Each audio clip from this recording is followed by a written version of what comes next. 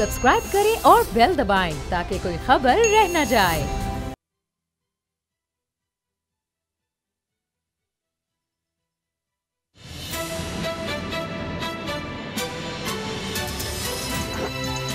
अब पता चला। बिस्मिल्लाहिर्रहमानिर्रहीम, अस्सलाम वालेकुम। मैं हूं मोहम्मद उसामा गाजी और आप देख रहे हैं अब पता चला। आज अपोजिशन के अहम रहनुमा सीनियर सियासतदान नेशनल पार्टी के मीर हासिल बिजंजो साहब इंतकाल कर गए। इन्ना लिल्लाहि व इन्ना इलैहि राजिऊन। ये बिजंजो ख़ानदान ही नहीं, पाकिस्तान की सियासत के लिए भी बड़े दुख की खबर है। उनके अंदाज़े सियासत से लाख इख्तलाफ से, लेकिन हकीकत ये है कि बिजंजो साहब एक सच्चे और खरे इंसान थे। जो बात इनके दिल में होती वही ज़ुबान पर। बिजंजो साहब की वफ़ात से होने वाला खला कोई पुर नहीं कर सकता। ऐसा ही खला साबिक़ वज़ीर आज़म नवाज़ शरीफ की सियासत से रुखसत की वजह से नून लीग में पैदा हुआ, जिसे अब नवाज शरीफ फिर पुर करने के लिए कोशा है। खबर यह है कि नवाज शरीफ ने वापसी का फैसला कर लिया है। ये वापसी पाकिस्तान में नहीं हो रही बल्कि सियासत में हो रही है। आज नवाज शरीफ की तरफ से यह ऐलान सामने आया है कि अब वो पार्टी के तमाम मामलात खुद देखेंगे। इसीलिए लंदन में बैठे नवाज शरीफ फोन पर बार बार सियासी रहनुमाओं से राब्ते कर रहे हैं। कभी फजलुर रहमान को टेलीफोन, कभी बिलावल को कॉल मिलाने की खबरें, और आज मियां साहब ने फोन करके मरियम नवाज को भी सियासत में सरगर्म होने का टास्क दे दिया है। मियां नवाज शरीफ ने मरियम नवाज को कहा है कि वो हर सूरत मौलाना फजलुर रहमान को मनाएं, क्योंकि इनकी नाराजगी वो मोल नहीं ले सकते। नवाज शरीफ के इस ऐलान को शहबाज शरीफ पर अदम एतमाद का इजहार कहा जाए तो भी गलत ना होगा। पीपल्स पार्टी को भी ये शिकायत थी कि शहबाज शरीफ अपोजिशन लीडर का किरदार अदा नहीं कर रहे, एपीसी की क़यादत से गुरेजा हैं। देखना यह है कि क्या नवाज शरीफ के इस फैसले के बाद पीपल्स पार्टी की शिकायत दूर हो जाएगी। नून लीग एपीसी के लिए पीपल्स पार्टी के साथ कंधे से कंधा मिलाकर खड़ी होगी, और क्या मरियम नवाज नून लीग और पीपल्स पार्टी के खिलाफ मौलाना फजलुर रहमान के तहफ़्फ़ुज़ात दूर करने में कामयाब हो पाएंगी। वाकिफ़ान हाल का तो यह भी दावा है कि नवाज शरीफ की यह सरगर्मी मरियम नवाज की गिरफ्तारी रोकने या फिर इन्हें सेफ पैसेज दिलवाने की कोशिश है। सच क्या है, इसका फैसला जल्द होने की तवक्को है। शेख रशीद के बकौल वो अपोजिशन के बड़े रहनुमाओं को नाअहल होता देख रहे हैं। इस सारी सूरत हाल में शहबाज शरीफ कहाँ खड़े हैं, जिनके खिलाफ करप्शन के मुकदमात का घेरा तंग करते जा रहे हैं। नाअहली और अहलियत की एक लड़ाई कराची में भी छिड़ी है, जहाँ सिंध काबीना ने इंतजामी बुनियादों पर किमाड़ी को कराची का 7वां सूबा बनाने की मंजूरी दे दी है, लेकिन इस फैसले को अपोजिशन ने मुस्तरद कर दिया है, बल्कि हम इसको 7वां डिस्ट्रिक्ट कह लें। अब इसको मुस्तरद किया गया अपोजिशन की तरफ से। पीटीआई, पीएसपी और एमक्यूएम इसे कराची पर कब्जे की कोशिश करार दे रही हैं। मेयर कराची वसीम अख्तर कहते हैं कि सूबे की बात आए तो सिंध धरती माँ करार पाती है। क्या कराची की तकसीम सिंध की तकसीम नहीं? वसीम अख्तर ने इस फैसले के खिलाफ अदालत जाने का भी ऐलान किया है। ये मामला क्या रुख इख्तियार करता है, और लाहौर में मुसलसल 7 घंटे होने और इसके बाद की सूरत हाल पर भी हम बात करेंगे, क्योंकि यहाँ भी ज़्यादा बारिश हुई है और पानी वाकई ज़्यादा ही आया है। असद खरल साहब, मियां नवाज शरीफ साहब की फ़ोन कॉल्स, क्या हो रहा है? शेख रशीद साहब की टिप्पणियाँ, क्या होने वाला है? आपको भी अंदर की खबरें होती हैं और वो दुरुस्त भी बाद में साबित होती हैं। क्या चक्कर है? ये बार बार फ़ोन कर रहे हैं, आने वाले तो नहीं, तो मरियम एक्टिव हो रही हैं, क्या बनने वाला है? उसामा साहब, इससे पहले भी जब नवाज शरीफ साहब लंदन में गए थे तो यही खबरें उड़ी थी कि जनाब शहबाज शरीफ साहब पार्टी पर टेक ओवर कर रहे हैं, और हमजा शहबाज और शहबाज शरीफ उनके जो वज़ीर आज़म जो वहाँ पे हाउस है वहाँ पे ये टेक ओवर कर रहे हैं। यहाँ तक कि एक मीटिंग के अंदर जब शहबाज शरीफ साहब भी बैठे थे तो इसहाक डार साहब भी बैठे थे, तो वहाँ पे ये मामला हुआ कि अब इस मीटिंग को चेयर कौन करेगा। तो इसहाक डार साहब कहते थे शहबाज शरीफ साहब को कि आप चेयर करें, वो कहते थे कि आप चेयर करें। उस पे फिर नवाज शरीफ साहब ने मरियम साहिबा ने कॉल्स की, उसके जवाब में नवाज शरीफ साहब ने कॉल की।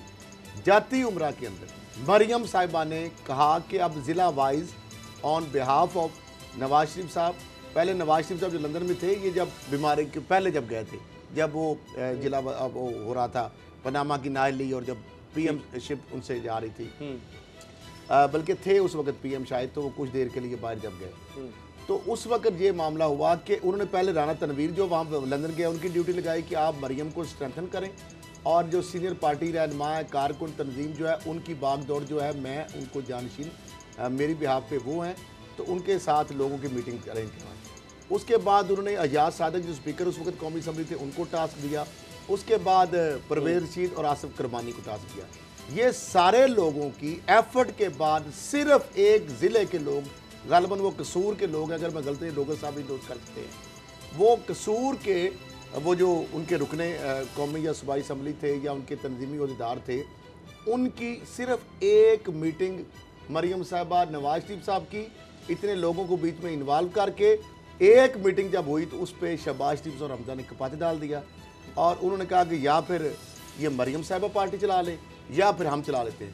उसके बाद आगे जो एक शेड्यूल बनाया था उन्होंने और वहाँ पे बड़े लंबी लंबी जो उन्होंने बातें की, दावे किए कि जनाब मेरे दरवाजे खुले हैं, आप मेरे पास आएँ, शहबाज या हमजा की बजाय आप मेरे पास आएँ, मरकज़ का काम है, सूबे का काम है, मैं जिम्मेदार हूँ। ये सारी रिपोर्टें जो वहाँ पे मुखबरी की उन्होंने हमजा शहबाज को, शहबाज शरीफ साहब को, उन्होंने अपने भाई साहब को शिकवा किया। उसके बाद ये मीटिंग का हो गया सिलसिला खत्म। अब वही एपिसोड दोबारा रिपीट हुई है। अब फिर नवाज शरीफ साहब मैदान में आए, उन्होंने कहा जी मरियम साहिबा जो है वो फजल रहमान साहब को बनाने की कोशिश करें। नवाज शरीफ साहब ये चाहते हैं कि नवाज शरीफ साहब को हमेशा मसला ये है कि आपको पता है कि शहबाज शरीफ साहब वज़ीर आज़म बन नहीं सकते, उनकी ख्वाहिश है। पार्टी का वोट बैंक नवाज शरीफ को मिलता है। शहबाज शरीफ साहब की वो कहते हैं मेरी खिदमत की वजह से मैंने 13 से 18 तक जो 8 से 13 तक खिदमत की पंजाब में और उसकी वजह से मेरे भाई साहब को मरकज में हुकूमत मिली और मुझे पंजाब में मिली। अब मामला ये है कि शहबाज शरीफ साहब जो है दोनों तरफ खेलने की कोशिश करते हैं। कभी वो छुप के रात को मीटिंग करते हैं, कभी सुबह करते हैं। केस उनके अपनी फैमिली के उससे जान छुड़ाने भी है, बयानिया का इशूज भी है, इसलिए वो मियां साहब भी का मसला है, मियां साहब भी इसलिए हुई है, अपने बचाव के लिए बाहर गए थे। अच्छा, वो कहते हैं अगर मियां साहब उनको डिसओन कर देते हैं जी जी फिर भी उनकी कोई अच्छा बाबर साहब आपने जो कल खबर दी थी मरियम साहिबा के वाले से ये सब उनको ले जाने के लिए हो रहा है लंदन, तो लोग बेवकूफ बनेंगे कि उनको एपीसी में नहीं पता कि ये सारा ये जी अब फजल रहमान को मिलाओ, निकलो जी, फिर धरना, फिर लॉन्ग मार्च दो, पैसा भी तुम्हें देंगे। तो ये सब पहले नवाज शरीफ साहब चले गए, अब मरियम को ले जाने के लिए हो रहा है, तो वो क्यों निकलेंगे वो फिर बात? उसामा साहब इससे पहले जब फजल रहमान साहब ने धरना दिया था तो उस वक़्त भी ये चीज़ें होनी शुरू हो गई थी कि इसके एंड बेनिफिशरी कोई और है, मियाँ नवाज शरीफ है। और अल्टीमेटली वो साबित हुआ कि वो सारा जो प्रेशर था अल्टीमेटली उसके बेनिफिशरी मियाँ नवाज शरीफ ही निकले और वो फिर बाहर चले गए। अभी भी आप देखें कि मैं उस वक़्त, मैं आज से कोई 7-8 महीने पहले की बात कर रहा हूँ, उस वक़्त मरियम नवाज़ ने पार्टी की एक मीटिंग में कहा था कि ये दो चीज़ें इकट्ठी नहीं चल सकती कि हमारा ट्विटर भी खामोश हो, हम भी खामोश हों और हुकूमत हमें कोई रायत ना दे। अगर हमें खामोश रखना है तो फिर हमारी जो हमें रायतें देनी पड़ेंगी और हमारी बात सुननी पड़ेगी। ये मैं आपको 7-8 महीने पहले की बात कर रहा हूँ। उसके बाद आपने देखा कि किस तरह से एकदम चीज़ें चेंज हुई। उस वक्त भी मरियम ने ट्विटर का खोल दिया था और गवर्नमेंट को क्रिटिसाइज़ करना शुरू कर। ठीक है, अब अचानक मुझे एक बात बताएं, क्या ऐसी चीज़ हो गई कि मरियम एकदम फिर फोरफ्रंट पे आ गई हैं? नवाज शरीफ जो खामोश थे वो बोलना शुरू हो गए हैं।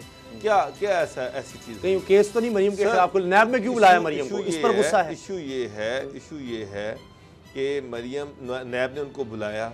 अब रोला ये है कि मियाँ साहब ये चाह रहे हैं कि भाई हम खामोश बैठे हुए हैं, डील के मुताबिक हम तो बोल नहीं रहे, और नैब मरियम को बुला रही है। और मरियम को वो ये चाह रहे हैं कि मरियम भी ये चाह रही हैं कि वो लंदन चली जाए। ये पहले एग्रीमेंट था कि मरियम लंदन जाएंगी। मरियम लंदन जाना चाहती हैं, मियाँ साहब उनको लंदन बुलाना चाहते हैं। पहले उन्होंने कहा था कि मैं उसके बगैर नहीं जाऊंगा, ना हॉस्पिटल से घर जाऊंगा, ना यहाँ से पाकिस्तान से लंदन जाऊंगा। उस वक्त मरियम को इसलिए रखा गया था कि मियाँ साहब को इस कंडीशन पे बाहर भेजा गया था कि मियाँ साहब जो हैं उन पर कुछ कंडीशन लगाई गई थी कि वो अपना वहाँ पर घर रहेंगे, खामोश रहेंगे। लेकिन मियाँ साहब ने वहाँ पर अगर आप देखें अमेरिकन से मुलाकातों की कोशिश की, अमेरिका जाने की कोशिश की, और मियाँ साहब ने वहाँ पर अपने घर में, ये रिपोर्ट्स हैं, इंटेलिजेंस रिपोर्ट्स हैं कि मियाँ साहब अमेरिकन से मिले हैं और मरियम भी अपने यहाँ पर घर में अमेरिकन से मिली हैं। ये बिल्कुल इंडियन लॉबी से नवाज शरीफ साहब तो वहाँ पे इंडियन लॉबी से मिले थे, बल्कि वो हाई कमिश्नर जो इधर लगे यानी लोकल पॉलिटिक्स में, मुल्की पॉलिटिक्स से इंटरनेशनल एस्टैब्लिशमेंट तक चले गए। अब ये है कि चूँकि वहाँ मियाँ साहब जो एग्रीमेंट किया था, जो डील की गई थी, उसको मियाँ साहब खुद वायलेट करते रहे हैं, इसलिए यहाँ पर मरियम जो है उनको यहाँ पर रोक दिया गया।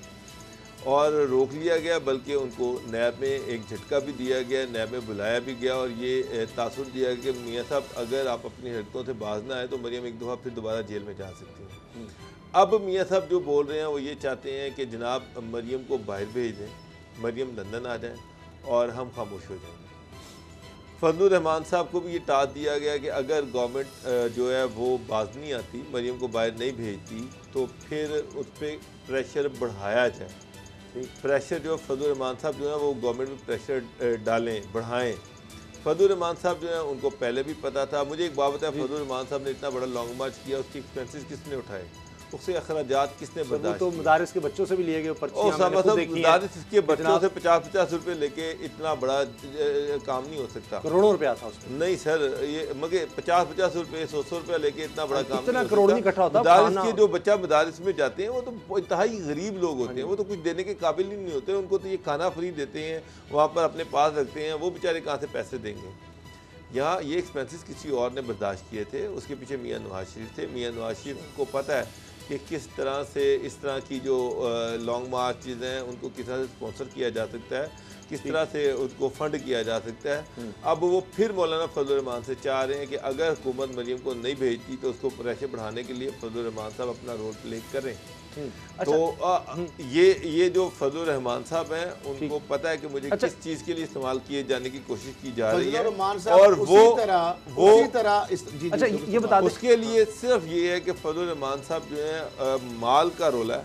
माल ठीक लगेगा, बोली ठीक लगेगी तो आप देखेंगे कि फजलुर रहमान साहब फजलुर रहमान साहब को इसमें यानी पैसा मिलेगा तो उनका वही मैं सोच रहा हूँ उनका क्या फ़ायदा है। अच्छा कर्नल साहब, ये जो शेख रशीद साहब कह रहे हैं, क्योंकि इन बातों का आपको भी पता होता है कि ऑपोजिशन के बहुत से लोग वो कह रहे हैं कि मैं उनको नाअहल होता देख रहा हूँ, तो ऐसा कोई चक्कर है, कोई नजर आ रहा है आपको कोई किसी नैब की तरफ? ये भी कह रहे थे कि हुकूमत के बंदे को नाअहल होते थे उनको भी उन्होंने ये कहने की लगाई हुई तसब की। इसीलिए तो मैं आपसे पूछ रहा हूँ अच्छा कि अपो जो मरे को मारे शाहबदार, पहले जो मरे हैं उनके ऊपर केसेस हैं, कच्चे हैं, पक्के हैं, कुछ जमानतों पर पथराव हो गया, आप कहते हैं मरे हुए हैं। मामला ये है पथराव करके दिखा दिया। जो शेख रशीद साहब ये कह रहे हैं ना कि अपोजिशन के लोगों को नाअहल होता देख रहे हैं, नवाज शरीफ साहब नाअहल हो चुके हैं ताहयात, उसके अलावा बहुत सारे और जो लोग हैं वो भी जिनके केसेस हैं, अगर उनकी कन्विक्शन हो जाती है तो वो नाअहल हो जाते हैं। ये तो नोश्ता दीवार है, ये तो दीवार के ऊपर लिखा हुआ है। मामला ये है कि अब मामला एक बड़े ग्रेटर एनआरओ का है।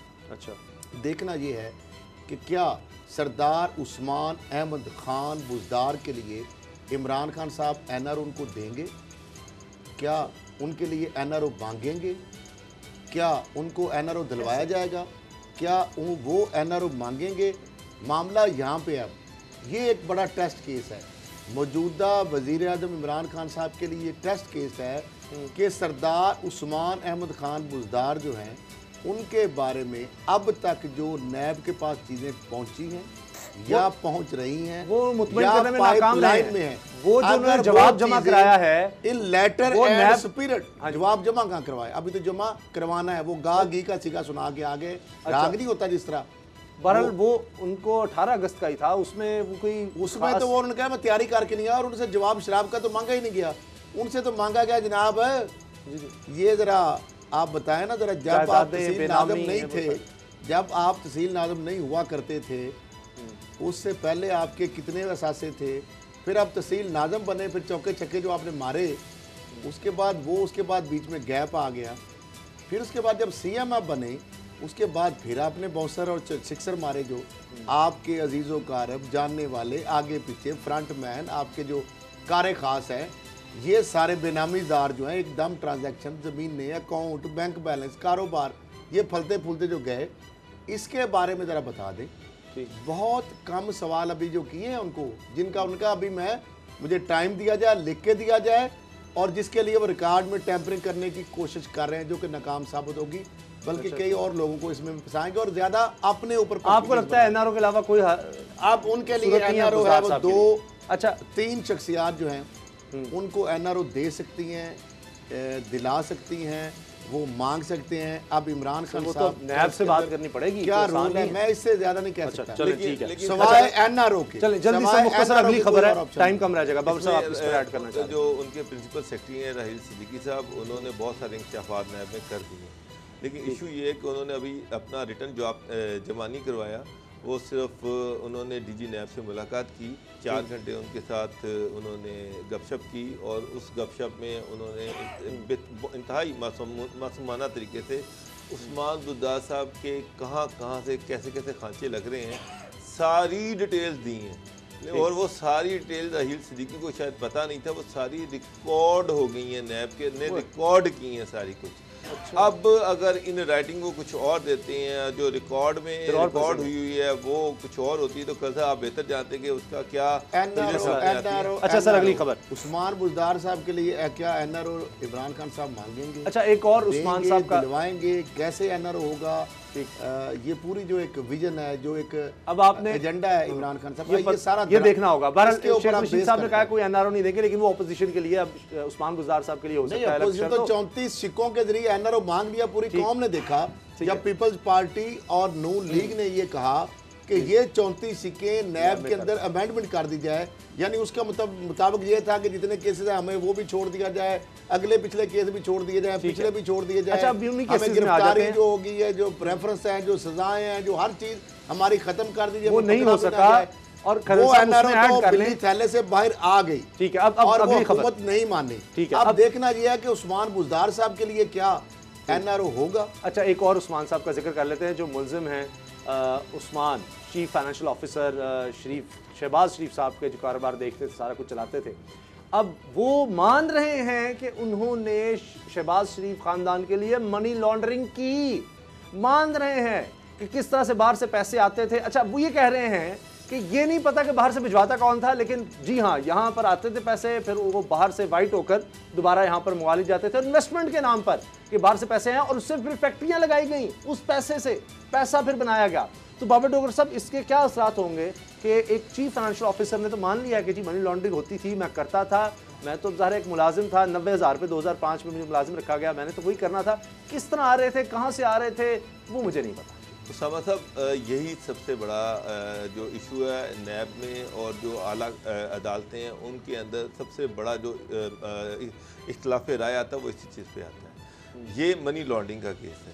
मनी लॉन्ड्रिंग तो हुई है, अब नैब ने जो साबित करना है, नैब ने जो शाहिद इकट्ठे करने हैं कि जब ये पैसा जो आ रहा था मुहरिन नामों से बाहर भेजा जा रहा था, ये पैसा, उसका लिंक साबित करना है कि ये पैसा करप्शन का पैसा था, ये पैसा किकबैक्स का पैसा था, और ये कौन कौन से ऐसे प्रोजेक्ट्स थे जिनके ज़रिए से वो करप्शन की गई, और फिर मुख्तलिफ नामों से, मुख्तलिफ बेनामी नामों से इनको बाहर भेजा गया और वाइट करके पाकिस्तान भिजवाया गया।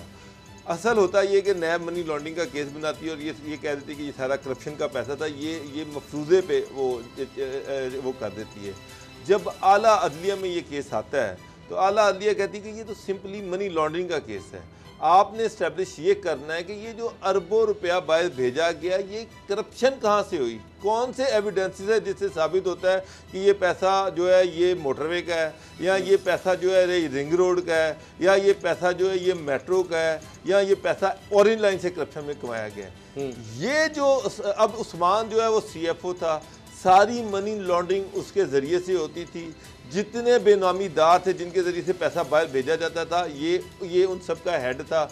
इसने मान भी लिया कि मनी लॉन्ड्रिंग हुई, ऐसे ऐसे हुई, इस तरीके से हुई, मगर उससे पीछे चलना पड़ेगा। अब नैब को इन्वेस्टिगेशन जो करनी है वो ये है कि ये जो पैसा आ रहा था, ये पैसे का फ्लो था, ये करप्शन का पैसा किस तरह से था, ठीक, अच्छा, किस तरह से करप्शन की गई, उसके एविडेंसेस। खरल साहब, आप हमेशा कहते हैं कि ये बड़ा मुश्किल है, तो क्या कोई कानून नहीं तोड़, अगर आप ये साबित नहीं करते कि जी ये करप्शन था, तो बाहर से अगर पैसा आ रहा है आपने जस्टिफाई नहीं करना कैसे आ रहा है, कहां से आ रहा है? दो चीजें, मनी लॉन्ड्रिंग का प्रेडिकेट ऑफेंस, जब तक आप ये एस्टेब्लिश नहीं करेंगे कि ये पैसा ड्रग का है, ये पैसा करप्शन का है, किकबैक का है, उसके बाद सेकेंडरी जो predicate offence then money laundering. इस पैसे आने और जाने को आप हवाला हुंडी कह सकते हैं, आप कैपिटल ऑफ फ्लाइट कह सकते हैं, आप नजायज जराए से पैसा बाहर भेजना, बाहर से मंगवाना, वो केस नहीं बनाया जाता। लेकिन मनी लॉन्ड्रिंग तब होगी जब ये मनी जो लॉन्डर की गई है ये एस्टेब्लिश पहले हो कि वो करप्शन से, किकबैक से, या किसी नारकोटिक्स के बिजनेस से इस तरह इलीगल। अच्छा, एक चीज बड़ी एक अहम चीज है समझ साहब, खल साहब, अगर ये सिंपल मनी लॉन्ड्रिंग का केस है तो ये मेरी एक कर्ज तो सुन लें, और इसमें नैब ये एस्टेब्लिश नहीं कर पाता कि ये पैसा किस तरह से करप्शन में आया, तो फिर ये FIA की डोमेन नहीं बनती, ये ये फिर नैब की वो डोमेन जो पे मामला चलती जो है। है एंटी मनी लॉन्ड्रिंग एक्ट जो है वो एक्सक्लूसिवली डोमेन FIA की है। नैब भी एंटी करप्शन जो supreme anti corruption watch dog है सारे इदारों से ले सकता है। लेकिन मामला यहाँ पे क्या है, उस्मान 90,000 रुपये इस तरह पे कहा, 2005 में वो मुलाजिम होता है। वो कहता है जी 2006 में नवाज शरीफ फैमिली जो है उनसे, शहबाज शरीफ फैमिली ने हुदैबिया इंजीनियरिंग जो मिल है वो उनसे खरीदी। 2007 में शहबाज शरीफ जो है उन्होंने, उनकी फैमिली ने अपने बिजनेस को बढ़ावा देने के लिए नई कंपनीज बनाई और उसके लिए गैर ममालिक से जो पैसे आए और जो कर्जा वो ज़रिए उनको बताया गया। अब अहलिया उनकी नुसरत शहबाज है, फिर उसके बाद उनके बेटे हैं जो सलमान शहबाज और हमजा शहबाज, उनके हवाले से जो बैंक अकाउंट इस्तेमाल किए गए 2007 से कबल वो कह रहा है तमाम जो तरसीलात आलमोस्ट जो है उसको हमजा शहबाज देखते थे। लेकिन 2008 में चूँकि पब्लिक ऑफिस होल्डर बन गए इसलिए उन्होंने वो सारे जो मामलात हैं वो आगे सलमान शहबाज को दे दिए। सलमान शहबाज के कहने पर उनका वकार ट्रेडिंग कंपनी जो है उन्होंने 600 मिलियन की जाली गैर मुल्की तरसीलात ये की। सारी रकम चेक के जरिए सलमान शहबाज के ज़ाती अकाउंट में मुंतकिल की गई। तमाम सलमान शहबाज के पास पैसा कहाँ से आता इसका इल्म नहीं है। अब मामला ये है, इसमें आगे रुकता पता कैसे जाना है। सलमान शहबाज जब तक कन्फ्रंट नहीं करेंगे, उसको नैब बुलाएगा नहीं, उसको इंटेरोगेट नहीं करेगा, ये लिंक कैसे होगा। हमजा शहबाज को उस मुलजम से कन्फ्रंट नहीं कराया जाएगा, ये लिंक कैसे एस्टेब्लिश किया जाएगा। नुसरत शहबाज को जब तक इस मुलजम से लिंक नहीं किया जाएगा कैसे एस्टेब्लिश होगा। शहबाज शरीफ साहब को जब तक कन्फ्रंट नहीं कराया जाएगा। अब टेक्निकल क्या मामले तो थे, ये शरीफ फैमिली करती क्या है। एक तो जिस तरह इनके केसेस में जब भी ये पहले हुदैबिया वगैरह के हुए, ये इंतजार करते हैं कि हुकूमत तब्दीली का, अपनी हुकूमत आने का या मुखालिफ हुकूमत जाने का, नंबर एक। दूसरा, बड़े बड़े वकील करते हैं, डिलेइंग टैक्टिक्स यूज़ किए जाते हैं। अब ये जब इन्वेस्टिगेशन का प्रोसेस होता है या फिजिकल रिमांड पे होते हैं उस वक्त अचानक ये गायब हो जाते हैं, ये डी लिंक कर दी जाती हैं चीज़ें। अब शहबाज शरीफ साहब इधर आएंगे, हमजा गायब हो जाएगा, हमजा आएगा शहबाज शरीफ साहब चले जाएंगे, वो आ जाएंगे सलमान शहबाज गायब होंगे, वो आएंगे अली इमरान गायब हो जाएगा। लेकिन बाकी मुल्ज़िमों को जब इसमें मेरी एक ये तो वाइट कलर क्राइम है। थानों में जब तफ्तीश होती है डकैती या चोरी के वारदातों में, डॉक्टर साहब 8-10 का गैंग होता है ना, बंदे 1 मिनट रह गए जल्दी से। अब वो गैंग जब तक आपस में कन्फ्रंट नहीं कराते, ठीक है, तब तक नहीं हो सकता। मुझे ब्रेक लेनी है, तो ये तो ब्रेक लेनी है, डाकू है, इनको जब ब्रेक लेनी है। ब्रेक के बाद बात करेंगे कि कराची में एक और नया जिला बनने जा रहा है। पीपल्स पार्टी ये काम कर रही है लेकिन ऑपोजिशन खासतौर पर MQM इस पर शदीद नाराज है। क्या हो रहा है, ब्रेक के बाद बताएंगे।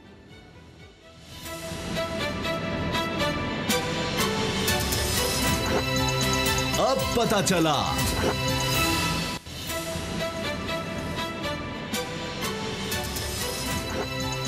अब पता चला। एक अच्छी खबर आती है और एक खबर ऐसी होती है कराची के हवाले से, सिंध के हवाले से, जो मुतनाज़ा हो जाती है। अब खबर यह आई है कि जी वज़ीर आला सिंध ने, काबीना ने, सिंध की काबीना ने मंजूरी दे दी है, कराची में एक और ज़िला बनेगा और किमाड़ी डिवीज़न में अब एक और ज़िला बन जाएगा। ज़िला गरबी में अब ये 7 सब डिवीज़न हो जाएंगे इस तरह।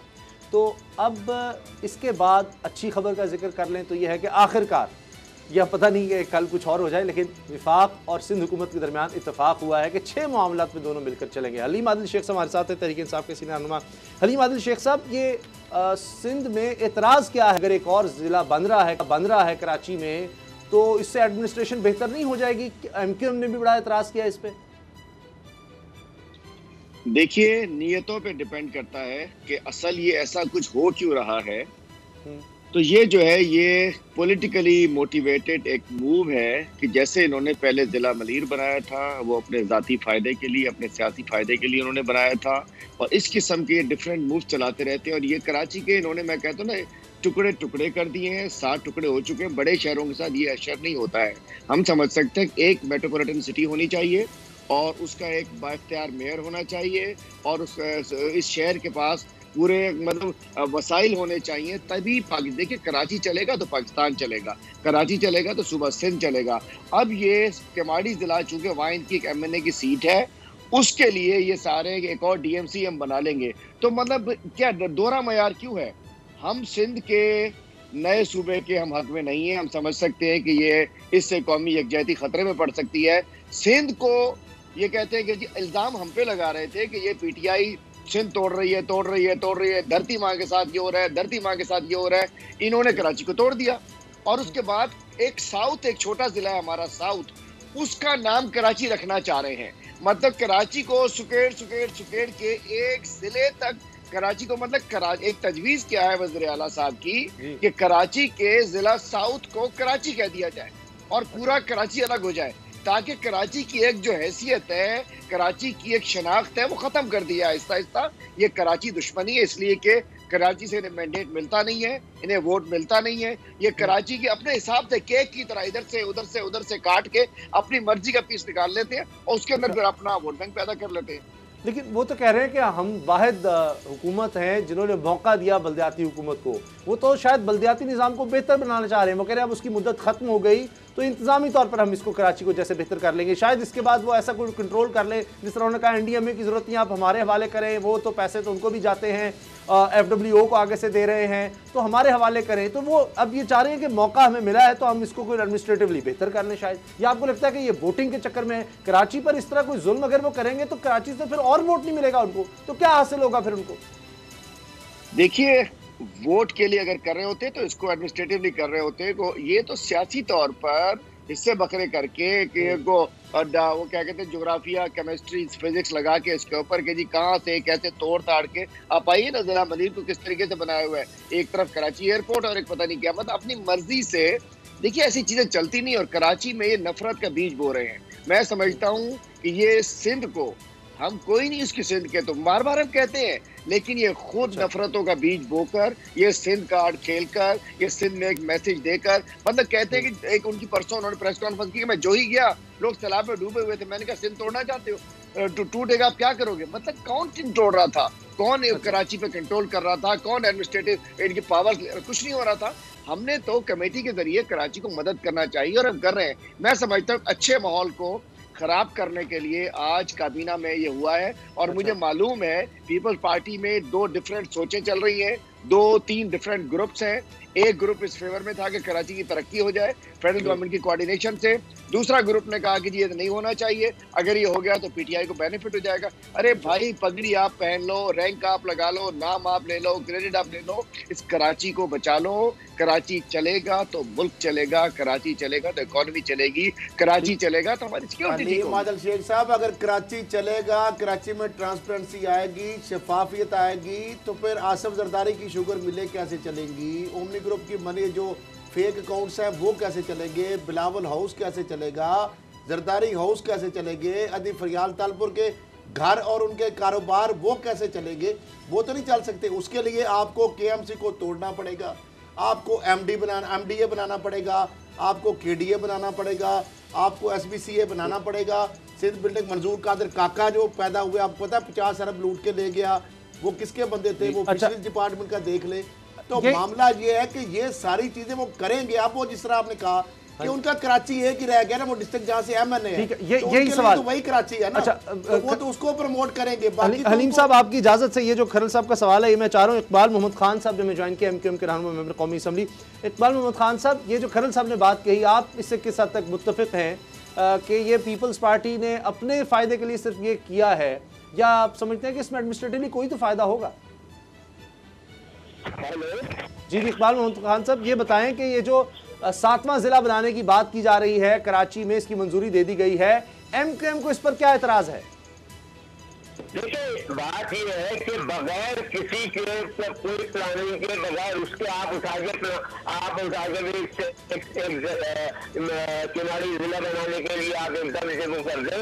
आप वहाँ के जो स्टेक होल्डर बैठे हुए उनसे पूछा आपने, आप वहाँ पे दूसरी सियासी पार्टियां बैठी हुई, उनसे आपने वो किया कि आपने अगर जिला बनाने की बात है और सुबह बनाने की बात करेंगे, बगैर धरती माँ के साथ नहीं हो रहा। हमारी धरती माँ धरती माँ बीमार पड़ी है, धरती माँ अपाज हो गई है और पैसे कमा के फिर भी दे रही है आपको 95% कभी भी दे रही है, तो 70% वफाक को दे रही है। अब वफाक अगर बात करता है, जब धंधा करना पड़ता है चीफ जस्टिस साहब को, ये सारा ये मसला ये है कि अगर चीफ जस्टिस साहब ये इस मसले को नहीं उठाते तो ये तो आज बैठे रहते।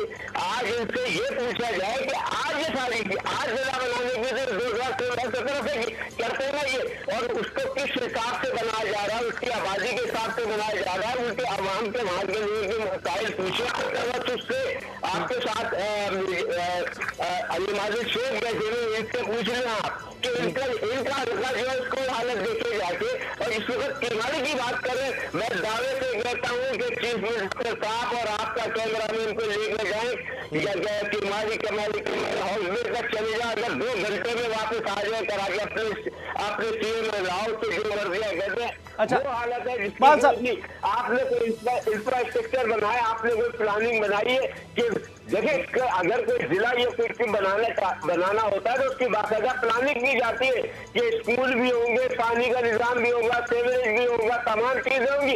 बैठे बिठाए फैसला किया कि बात ने ये बात कर दी, एनडीएमए ने काम करके दिखा दिया, तो आप अच्छा इकबाल साहब, असद खलील साहब आपसे सवाल करना चाह रहे हैं, आप कह रहे हैं प्लानिंग नहीं थी, पूछा नहीं गया। ये एतराज आपकी दुरुस्त है, ये आपका एतराज दुरुस्त है, लेकिन देखिए जहां तक सूबा बनाने की बात है तो वो आइन में एक तरीकाकार है, इसमें तो मेरा ख्याल है कि वो उनके पास पावर है, सूबाई हुकूमत के पास जो मर्जी करते हैं। पहले भी उन्होंने ये किया कि बल्दियाती जो इख्तियारात थे मकामी हुकूमत है वो उनके पास इख्तियार था, वो उन्होंने अपने पास ग्रैब कर लिए। अब ये 5000 अरब की सरकारी जमीनें तो वो लूट चुके 6 जिलों से। कमाड़ी में कहीं को अरबों रुपए की जमीनों के ऊपर हाथ साफ करने का कोई अचानक प्लान तो नहीं उनको आ गया कि वहां भी लूट मार कर रही। इसका जवाब हलीम साहब से, इकबाल से मैं आता हूं, एक सेकंड हलीम साहब इसका जवाब दीजिएगा। पहले बात कही आपने, यही चीज जो है स्कीमों को देख ले, वहां जाके देख ले, तमाम चीजें आपको नजर आ जाएंगी क्या लूट मार हुई है वहाँ पे। मसला ये है कि सुबह बनाने की जगह आईनी बात आपने कही, वो बिल्कुल सही है आपकी। ठीक है इकबाल साहब, एक सेकंड गुजारिश सुन लीजिए, गुजारिश सुनिए। हलीम आदिल शेख साहब भी हमारे साथ हैं, हलीम आदिल शेख साहब तहरीक इंसाफ के रहनुमा, मैं चाह रहा हूं उनसे भी इस हवाले से बात कर ले। हलीम आदिल शेख साहब क्या कहते हैं आप असद खलील साहब जी? देखिए, असद साहब की बड़ी गहरी नजर है इस शहर के ऊपर और बड़ी निचली सतह तक जाकर वो चीजों का जिक्र कर रहे होते हैं, तो पता है कि उनको सब मालूम है। कहते हैं ना पुलिस को सब पता है, तो असद खलील साहब को सब पता है जिस लेवल तक ये जाके बात कर रहे होते हैं। इशू ये है कि कराची में पहले लोकल गवर्नमेंट ये कहते हैं कोई मजबूत नहीं की, आज कचरे का जो सॉलिड वेस्ट मैनेजमेंट है उसके चेयरमैन वज़ीर आला साहब हैं। आज कराची का कचरा उठाने का काम मेजर एरिया के अंदर सिंध गवर्नमेंट के पास है। वाटर बोर्ड जिससे गटर का और पानी का जिससे असल इशूज जिनको रिजॉल्व करने के लिए कमेटी में चीजें आई हैं, सेवरेज एंड वाटर, ये दोनों इशूज प्रोविंशियल गवर्नमेंट ने अपने पास 18वीं तरमीम के जो तोहफे हैं ना हमारे पास, वो ये है कि जी कचरा भी हम उठाएंगे, क्योंकि भाई जितने डंपर के बिल बना दो ना, इतने डंपर गए चले गए, ना किसी ने जाते देखे ना किसी ने आते देखे। और जितना K4 आज वहीं लटका हुआ है, TP3 वहीं लटका हुआ है, कचरे का मसला वहीं लटका हुआ है। तो इन्होंने तो सारी चीजें अपने पास डिसेंट्रलाइज नहीं किया, इन्होंने लोकल गवर्नमेंट के सिस्टम को तबाह बर्बाद कर दिया और सब अपने पास रख लिया। अब जब एक कमेटी बनकर इस तरफ हम जा रहे थे कि चलिए हम तरक्की की तरफ बढ़ते हैं, हम कोई कंट्रोवर्सी में नहीं जाना चाह रहे थे, आज ये नया इन्होंने कट्टा खोल दिया है। पर लाजिम बात है, आप देखिए पिछले 10 रोज से हम खामोश थे, हम चाह रहे थे चले जी अपने बातें खत्म करते हैं, सियासत नहीं करते, चलो कराची के लिए कुछ तो करें ना। आज ये नया एक बहस छेड़ के देखें, हम इसे मंजूर नहीं करेंगे, हम कोर्ट में जाएंगे, हम अवाम के पास जाएंगे, हम रोड पे जाएंगे, हम मुजाहरे करेंगे। ये ज्यादती की जा रही है। मतलब एक तरफ कहते हैं सिंध की बात ना करो, हम भी नहीं कहते सिंध को टूट, लेकिन कराची के आप टुकड़े किए जा रहे हो सियासी कि लियारी से। ठीक है इकबाल साहब, ये बताएं कि एक तरफ अच्छा माहौल बनता है, साथ ही माहौल खराब हो जाता है। अब एक कमेटी बनी, उसमें MKM की रिप्रेजेंटेशन है, तहरीक इंसाफ की है, सिंध हुकूमत की है, कि ताकि कराची के हालात को बेहतर किया जा सके। तो फिर ये क्यों इस तरह की बात हो जाती है कि उसके बाद फिर सारा माहौल तबाह हो जाता है? सारे डिसीजन के बाद कमेटी की क्या अफादियत रह जाएगी? अगर ये बात प्रोजेक्ट कर देते जिला बनाने से पहले के प्रोजेक्ट को हम दे देते हैं आपको, वो कभी K4 प्रोजेक्ट आज अरबों रुपए में चला गया, कहाँ आज से 11 अरब रुपए खर्च हो चुके उसके ऊपर। इसको पानी का जो मसला है, सीवरेज का जो मसला है, जो कचरे का मसला है, ये इनकी जिम्मा नासिर सैद साहब से पूछे, वजीर बल्दियात वो है, वसीम अख्तर वजीर बल्दियात नहीं है, सारे पावर उनके पास है, लिए उनके पास, मास्टर प्लान उनके पास, सोशल डेवलपमेंट अथॉरिटी उनके पास। तो भारत का प्लान तो बना, तुमने शिवाजी का कोई प्लान बनाया है कि स्कूल होंगे, कॉलेजेस होंगे, अस्पताल में गई, अपना बैठे बिठाए आगे जब आप इसका मतलब है कि सिंध में साथ हैं नया ज़िला कराची में बनाने पर तहरीक इंसाफ के भी और MQM के भी। बहुत बहुत शुक्रिया आप दोनों का। मुझे ब्रेक लेनी है, ब्रेक के बाद बात करेंगे कि पीपल्स पार्टी बड़ा एतराज़ करती है कि जी कराची की बात करते हैं कि बारिश होती है तो पानी आता है तो सारा मीडिया शोर मचाता है, तो लाहौर की उस तरह बात नहीं की जाती, पंजाब की बात नहीं की जाती। तो ब्रेक के बाद इस पर भी बात हो जाए।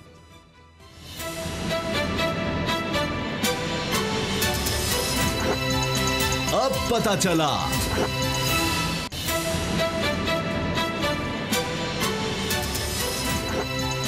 अब पता चला।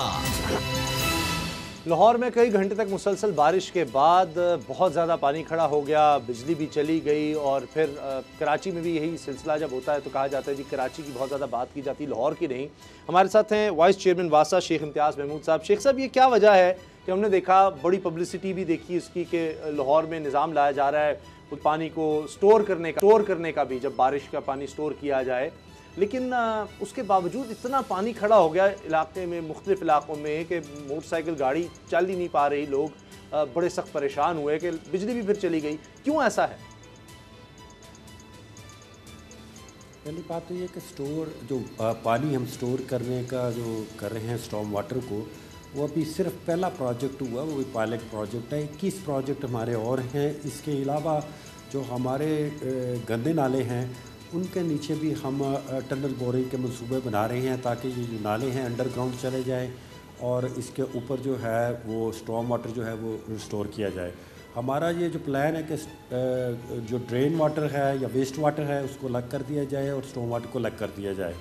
अब दूसरी बात आपकी कि आज पानी देर से निकला क्योंकि 189 मिलीमीटर बारिश जो है वो सिर्फ 2 या 2.5 घंटे में हो गई। और पानी खड़ी होना एक नेचुरल सी बात है क्योंकि हमारा जो सीवरेज सिस्टम है सिर्फ हमारे वेस्ट वाटर पे डिज़ाइन है, हमारे स्टॉर्म वाटर पे डिज़ाइन नहीं है। लेकिन अगर हमारा को फेलवर हो तो वो ये है कि पानी निकले ना। और हमारा जो लाहौर का पानी है वो पहले 4 घंटे में 189 मिलीमीटर बारिश जो है 4 घंटे में लाहौर की तमाम जो मेन सड़कें थी उनको हमने क्लियर कर दिया था। और अभी तक जो इंटरनल्स अंदर की सड़कें हैं वो भी जो हैं वो तकरीबन क्लियर हो चुकी हुई हैं। और मैं ये समझता हूँ कि वासा लाहौर की ये कारकर्दगी है और इसको कराज तहसीन पेश करना चाहिए कि पानी कहीं भी रुका नहीं है। अगर पानी जो है कोई भी रोड अगर नहर की शक्ल इख्तियार कर जाती है तो इसकी वजह ये होती है कि उसका सीवरेज सिस्टम होता है वो उतना कंपेटेबल नहीं होता उतने पानी लेने का। लेकिन जो फनकारी है हमारी जो वासा की के उसको पानी को निकालना है जी। हमारे जो डिस्पोजल स्टेशन है वो बेहतरीन काम किए। निशेबी इलाकों में तो पानी अभी भी खड़ा है। मेरे घर के बाहर भी पानी खड़ा है। चलें वो कहेंगे जी पार्क में है उसमें जमा हो गया, अभी आहिस्ता आहिस्ता चला जाएगा। तो ऐसे इलाके हैं जहाँ पर पानी खड़ा रहता है? जी बिल्कुल, हमारे 1 या 2 इलाके हैं जहाँ पे अभी भी पानी खड़ा है, जिसमें एक ताजपुरा है और दूसरा इचरा के इलाके हैं। तो हमारे तमाम निशबी इलाके जो हैं वो मार्क हैं। पहले वो 36 के करीब थे, वो हमारी डिफरेंट टेक्निक्स के ज़रिए अब वो 21 के करीब रह गए हैं। एक हमने जो स्टोरेज का मंसूबा बनाया, बकाया 21 पे भी हम स्टोरेज के मंसूबे बना रहे हैं। और जो हमारा अंडरपास बन रहा है फरदौस मार्केट का, इसका पानी भी हम जो है बजाय इसके कि ड्रेन में डालें, एक अलहदा से इसका भी जो है स्टोरेज टैंक बना रहे हैं जो कि जामे शीरी पार्क में जो है वो उसका पानी जो है स्टोर किया जाएगा। और ये जो शालमी है, रेलवे स्टेशन का इलाका, ब्रांड्स रोड, लक्ष्मी चौक, ये तो मशहूर हो चुके हैं कि जब बारिश होगी चाहे थोड़ी सी भी हो तो यहाँ पानी खड़ा होगा।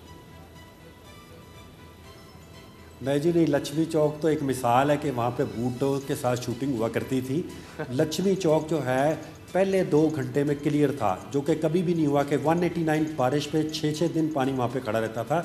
सिर्फ 4 घंटे में लक्ष्मी चौक फारग हो गया और लॉरेंस रोड पे पानी खड़ा ही नहीं हुआ।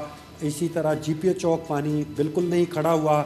और जो आप ब्रांच रोड के इलाके कह रहे हैं उनकी रहमान गली में पानी था, वो थोड़ा लेट हुआ, लेकिन वहाँ से मुझे कॉल आई और अप्रिसिएशन भी लोगों ने दी कि इस दफ़ा पानी पहले से खड़ा हुआ। फ़ारूकगंज पानी खड़ा होता था, उस अंडरपास पे, वो भी पानी 2 घंटे के अंदर निकल गया। लाहौर के तमाम मेजर इलाकों में कैंची पे पानी खड़ा होता था, जहाँ पे लाइनें मॉडल टाउन तक जो है वो सड़क ब्लॉक हो जाती थी, वो पानी निकल गया।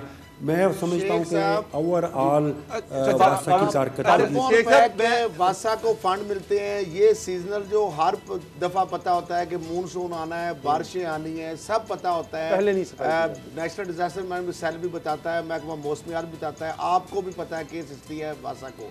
हर दफ़ा जब भी बारिश आती है यही मसाइल होते हैं, यही बयान होता है, इस तरह की वजाहतें आती है वासा की तरफ से। इसका कोई मैकेनिज्म क्यों नहीं बना ली? जिस तरह बाकी मामला लूटमार, सरकारी वासा की ज़मीनें डिस्पोजल बेच दिए, ज़मीनें बेच दी, दुकानें बेच दी, तो यहाँ पे और इवन के जो पहली दफ़ा जब नून लीग का इलेक्शन था, वो फंड भी 630 मिलियन का रख के वो आयल जो है सारा वो इलेक्शन का वो भी इधर से गया, मरियम साहबा या हमजा साहब, तो सारे जो इधर से तेल जाता था। तो आपने यहाँ बैठे हुए कोई इस तरह की भी मामला हम नहीं देखते कि पर्चे ये बरसात से पहले जो है ना सफाई मुहिम कोई हो रही हो, इस तरह नजर नहीं आती। अंदर डूबा हुआ वासा, उसकी इम्तियाज है आपकी कोई इम्तियाज है? देखें, मैंने जैसे पहले आपको बताया कि हमारी गवर्नमेंट से पहले कभी भी ऐसा कोई प्रोजेक्ट नहीं लाया गया कि स्टॉर्म वाटर को अलहदा कर दिया जाए सीवरेज वाटर से। हम रोज़ाना सीवरेज अपना इस्तेमाल करते हैं, कभी पानी कहीं खड़ा नहीं होता, लेकिन जब बारिश होती है तब खड़ा होता है। ये बारिश का पानी बहुत कीमती है। हमारी गवर्नमेंट ने पहली दफ़ा स्टॉर्म वाटर को अलग करने का जो मंसूबा बनाया है, उसके मंसूबे में एक मंसूबा जो है लॉरेंस का सक्सेसफुली रन कर रहा है। आज उधर 14 लाख गैलन पानी जो है वो स्टोर हुआ वहाँ पे। इसी तरह बात उसको अप्रिशिएट करना चाहिए। हम डिफरेंट नशेबी इलाकों में इंटरनेशनली अप्रिशिएट हुआ है, पूरी दुनिया में मैंने देखा मीडिया में इसको हाईलाइट किया गया। अच्छा बाबर साहब सवाल करना चाह रहे और थे। आपको मैं बताना चाह रहा हूँ कि 21 पॉइंट पे हम और बना रहे हैं। 21 पॉइंट पे अगर 21 पॉइंट पे लाहौर के नशेबी इलाकों में ये बना दिया गया तो वो पानी सीवरेज पे नहीं जाएगा, अलहदा से वो जो है वो स्टोर हो जाएगा। इसके अलावा हम 27 किलोमीटर की टनल बोरिंग कर रहे हैं।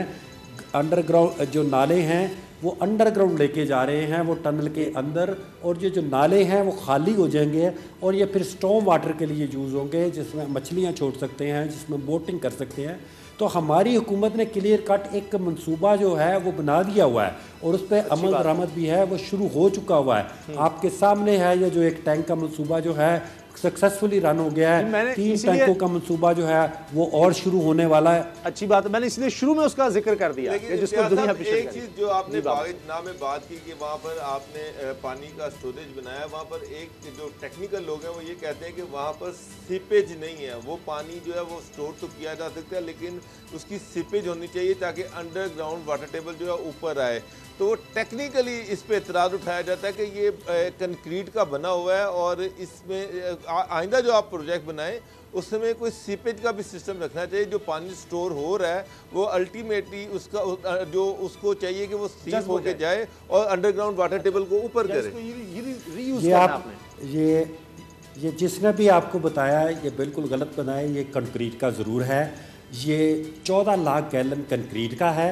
इससे ज़्यादा पानी जब होता है तो 3 लाख गैलन का कच्चा टैंक है जो बिल्कुल कच्चा है, जिसमें पानी जो 14 लाख से ऊपर होगा वो कच्चे टैंक में चला जाएगा और वो सीपेज होके एक्वा फायर को रीफिल करेगा। ये आपको किसी ने गलत इन्फॉर्मेशन दी है। अगर वो पूरा प्रोजेक्ट आप स्टडी करें तो उसके 3 एस्पेक्ट्स हैं। एक कि हम जो पानी है वो जो पक्के टैंक में जो स्टोर करते हैं वो हम PHA की गाड़ियों को दें ताकि वो पूरे लाहौर में पौधों को लगे। दूसरा यह है कि वो 14 लाख से ऊपर जाए तो ऑटोमेटिकली ग्रेविटी के साथ वो एक कच्चा टैंक बना है जिसमें 3 लाख गैलन की स्टोरेज है, वो उसमें चला जाता है और वो सीपेज होकर नीचे जाता है। और इसमें आप यकीन करें कि जो पानी PHA की गाड़ियाँ वो भी तो हमारा पीने वाला पानी जो है वो भरती हैं। अब वो पीने वाला पानी नहीं भरेगी, ये भरेगी। एक तो वो एक्वा फायर में फ़ायदा हमें होगा, दूसरा ये जो 14 लाख से ऊपर पानी जाएगा वो एक कच्चा टैंक है। वो आप कभी यहाँ पे अगर वहाँ पे जाके अगर कम्प्लीटली प्रोजेक्ट को देखें तो उसमें चला जाता है। सर मेरे पास एक मिनट है। कब तक आप कह रहे हैं 21 प्रोजेक्ट हैं कुल, ये कब तक देखेंगे कि फिर जब बारिश इस तरह से हो जो कि हर साल तकरीबन होती है हमें पता है, तो ये जिसको स्टॉर्म वाटर आप कह रहे हैं या रेन वाटर है तो ये पूरी तरह से हम देखेंगे सारा स्टोर हो रहा है या उसको काबिल इस्तेमाल बनाया जा रहा है? जी बिल्कुल, अभी तो 21 टैंक है जिसमें 15 लाख गैलन, ये जो मैंने अभी बताया आपको, 14 लाख गैलन से स्टार्ट होके 20 लाख गैलन तक जो है डिज़ाइन किए गए हैं। लेकिन जो सबसे बड़ा प्रोजेक्ट है टनल बोरिंग का, उसमें तो आप समझ लें कि millions and billions of gallon पानी जो है, जो हमारे गंदे नाले हैं उसमें स्टोर मुकम्मल हो जाए। बहुत बहुत शुक्रिया आपका इम्तियाज़ महमूद साहब, आपने में किया वाइस चेयरमैन वासा। प्रोग्राम देखने का बहुत शुक्रिया, दुआ में याद रखिएगा। इजाज़त दीजिए, अल्लाह हाफ़िज़।